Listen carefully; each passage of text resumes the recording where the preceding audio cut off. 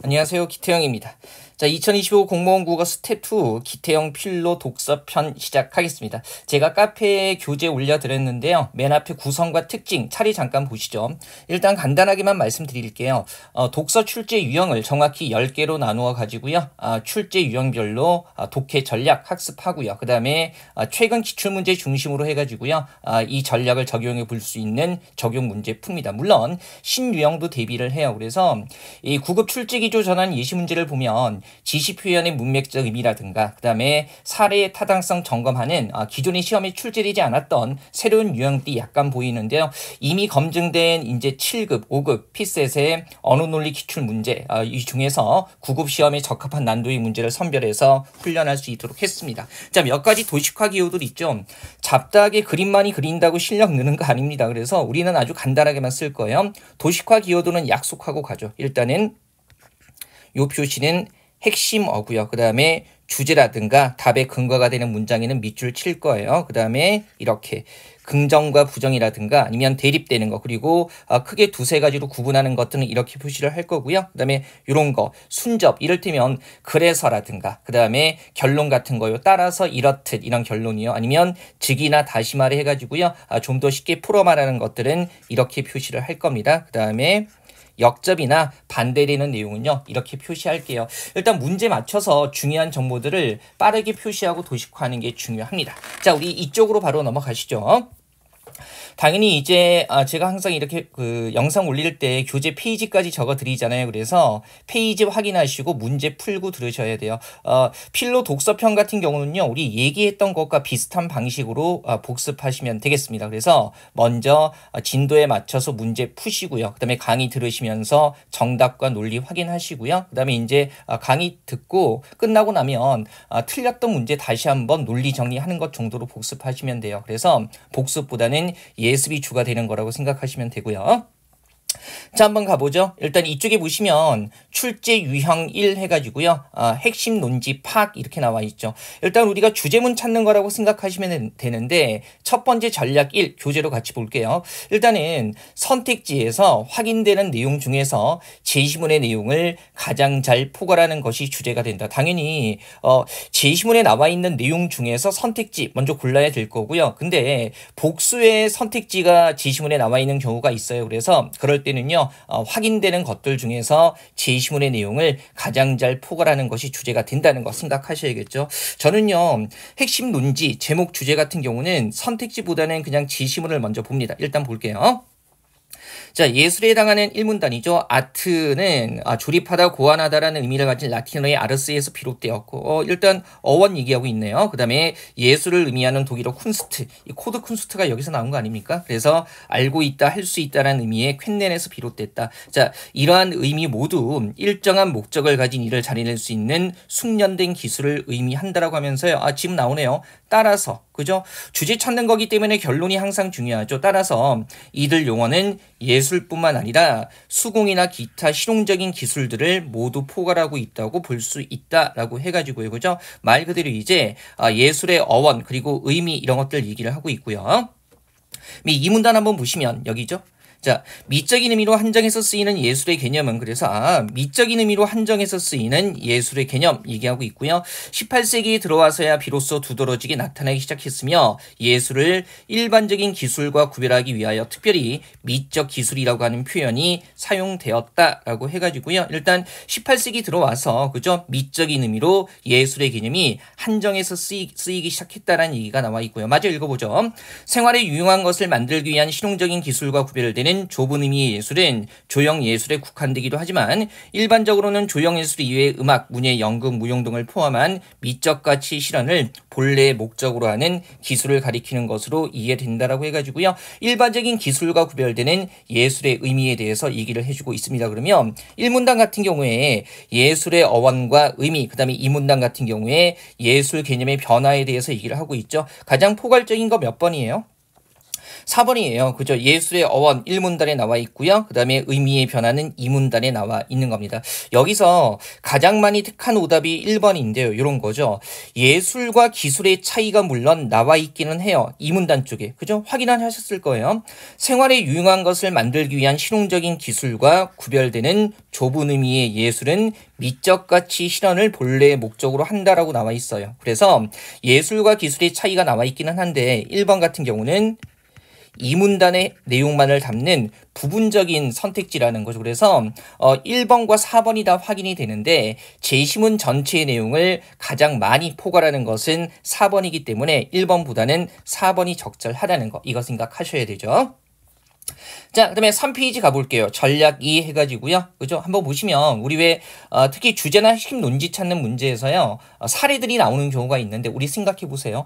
한편에 그래서 왜 사례, 예들을 많이 들겠어요? 그죠? 말하고자 하는 핵심, 그 다음에 주제를 좀 더 쉽게 전달하기 위해서겠죠. 그래서 사례 자체보다는요. 사례들이 뒷받침하는 내용이 주제가 된다는 거, 이거 잡으시고요. 자, 주장으로 적절한 거 묻고 있습니다. 바로 제시문 보죠.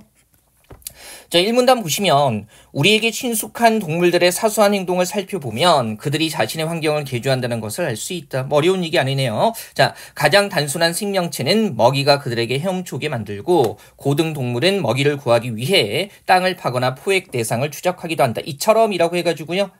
핵심 논지, 주제, 주장 찾는 것에서는 결론 유도하는 표지가 굉장히 중요하죠. 이처럼 동물들은 자신의 목적을 위해 행동함으로써 환경을 변형시킨다. 자, 이러한 생존 방식을 흔히 환경에 적응하는 것으로서 설명한다. 그러나 역접, 그죠? 역접 이외의 내용이 언제나 중요한 내용이고 강조하는 내용이에요. 그러나 이러한 설명은 생명체들이 그들의 환경 개변에 능동적으로 행동한다는 중요한 사실을 놓치고 있다라고 해가지고요. 그러면 1문단의 핵심은 동물들은 환경을 변형시키고 뭡니까? 환경 개변, 환경을 고치고 변형하는 것에 능동적으로 행동한다는 게 이 글에서 강조하자는 부분이에요. 그 다음에 이 문단 보시면요. 가장 고등한 동물인 인간도 다른 생명체와 마찬가지로 생존이나 적응을 넘어서 환경에 대해 적극성을 보인다라고 해가지고요. 그죠? 이런 거죠. 1문단에서 환경 개변의 능동적이라는 말이 살짝 개념 바뀌어서요. 환경에 대해서 적극적이다라는 말로 다시 쓰이고 있는 거고요. 그 다음에 이 문단은요.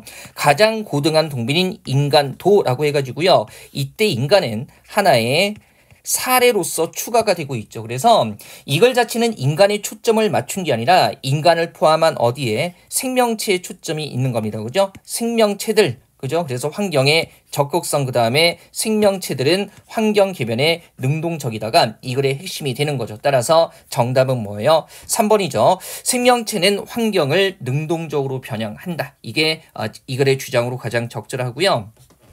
여기서 가장 많이 택한 오답은 1번이에요. 2번, 4번은 안 봐도 되겠죠. 인간은 환경에 적응해 왔다. 근데 우리가 사실은 환경에 적응해 왔다라는 내용을 전달하는 것도 아니고요. 분명히 이 문단에서 인간 예를 들면서 생존이나 적응을 넘어서 해서 이쪽을 강조하고 있거든요. 그죠? 그 다음에 인간은 이 글에서 하나의 뭐로 다뤄지고 있어요?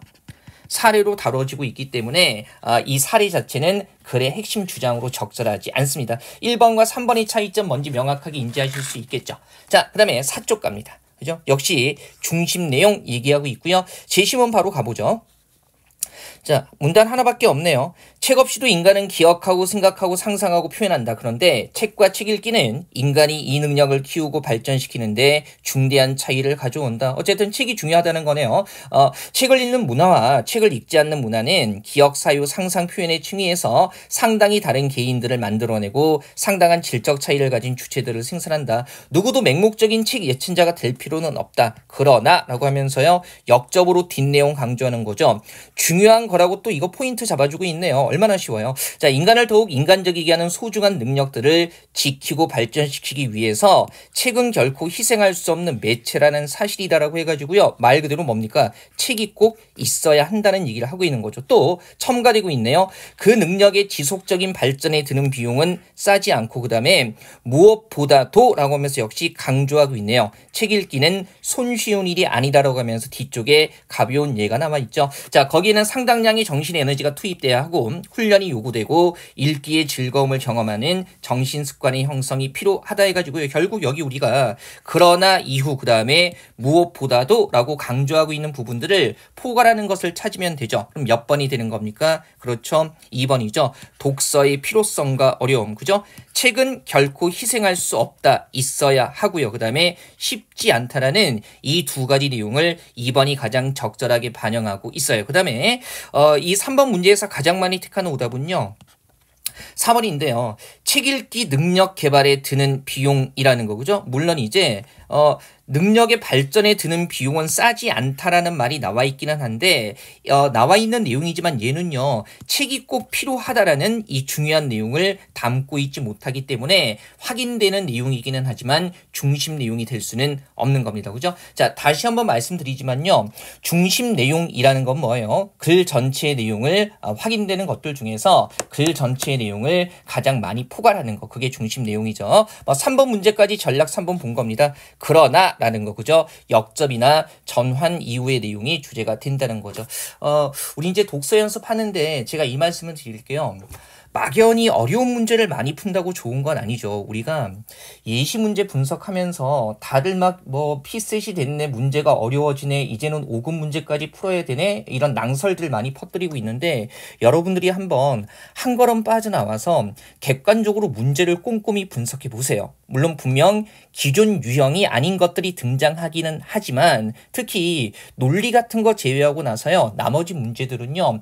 강화, 약화 타입의 문제 빼고는 기존 유형이 그대로 반복되고 있어요. 그죠? 그리고 이제 문항수가 조금 독서 쪽의 문항수가 조금 더 늘어났을 뿐인 거죠. 그래서 마냥 어려운 거 공부한다고 좋은 것도 아니고요. 우리에게 필요한 문제들을 정확하게 풀고요. 그 문제들을 푸는데 필요한 전략들을 학습하고 적용하는 연습을 하는 게 중요합니다.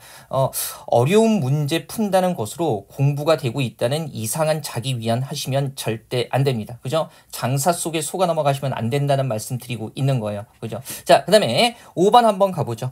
우리 문제는 쭉 5개씩 풀 거예요. 이제 적용 문제입니다.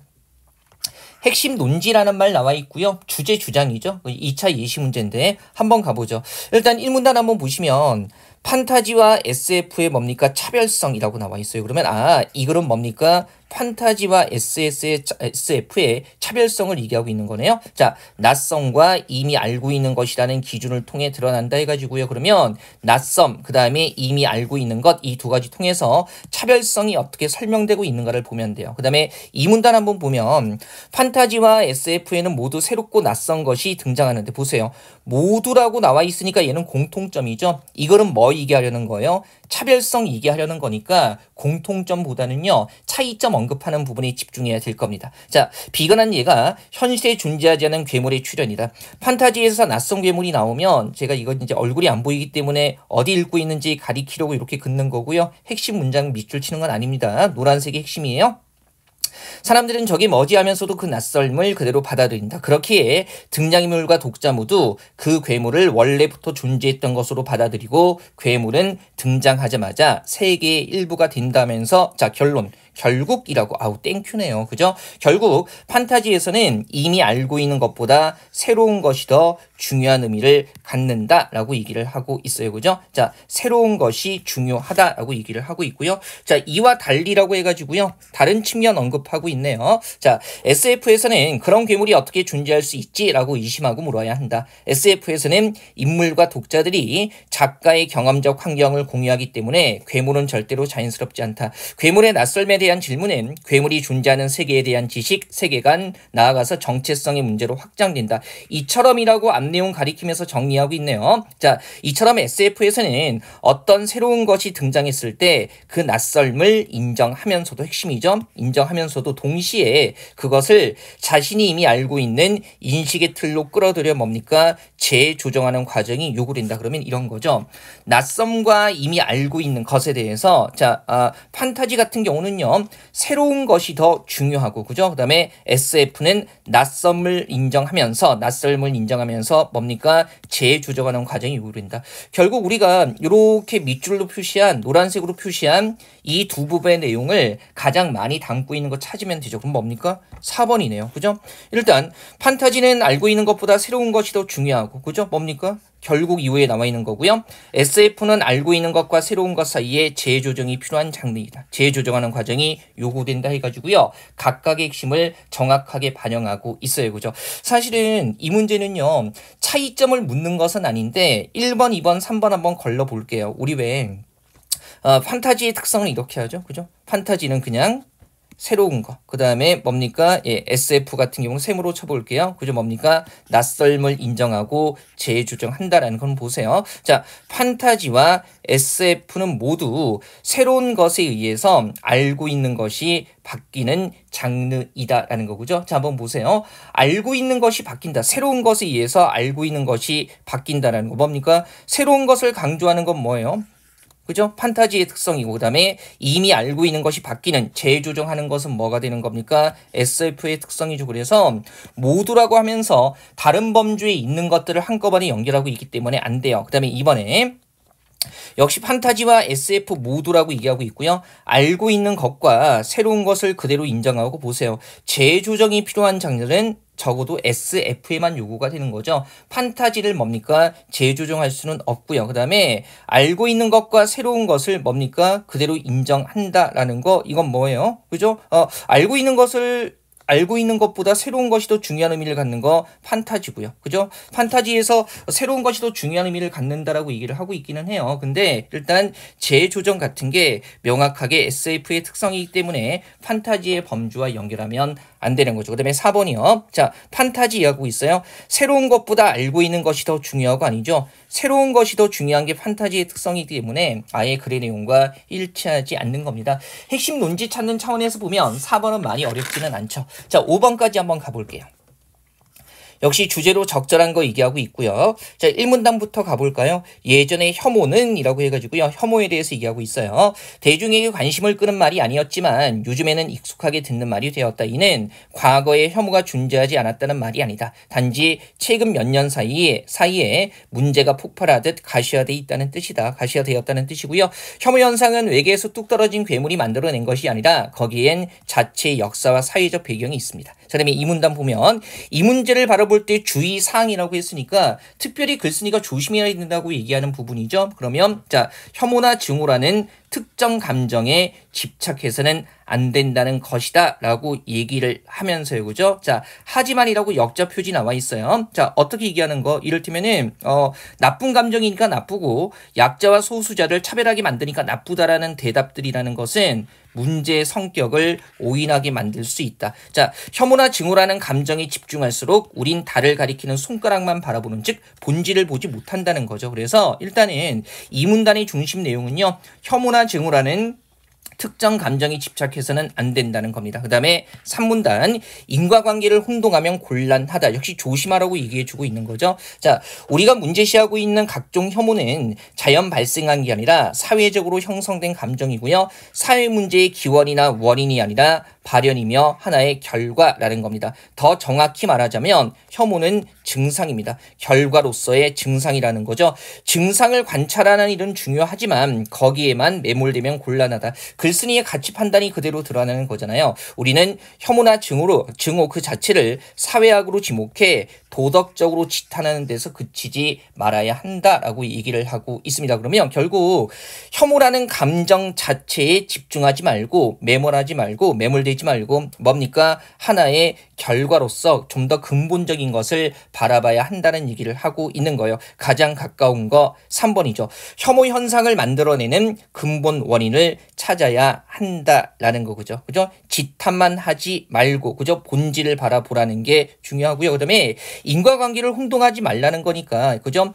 혐오가 기원이 되는 게 아니라 결과가 되고 이 증상 자체보다는 근본을 바라보라는 거니까 그죠? 근본 원인을 찾아야 한다가 가장 적절하고요. 여기서 가장 많이 택한 오답이 1번인데요. 혐오 현상에는 인과관계가 존재하지 않는다. 그죠? 인과관계가 존재하지 않는 게 아니라 인과관계가 있는데 혼동하면 곤란하다고 명확하게 얘기를 하고 있기 때문에요. 1번은요. 주제도 아니지만요. 일단 사실관계로 봐도요. 정확한 표현이라고 볼 수는 없습니다.